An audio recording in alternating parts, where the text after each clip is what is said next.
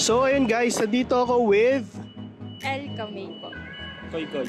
ayun, nandito kami sa may ano pa rin, sa may Mega Mall. Tapos may simple question lang ako actually. Kung alam niyo na ba yung Honor Philippines? Yung Honor na brand.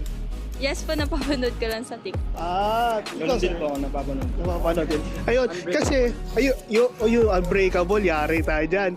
So ayun, meron kasi kaming bagong phone na i-release on January 12, which is itong Honor X9B. Ito, guys. Ito yung Sunrise Orange. So, titest natin kung gaano ba siya katibay talaga. So, meron kami dito dalawang tiles na ibibigay para sa inyo.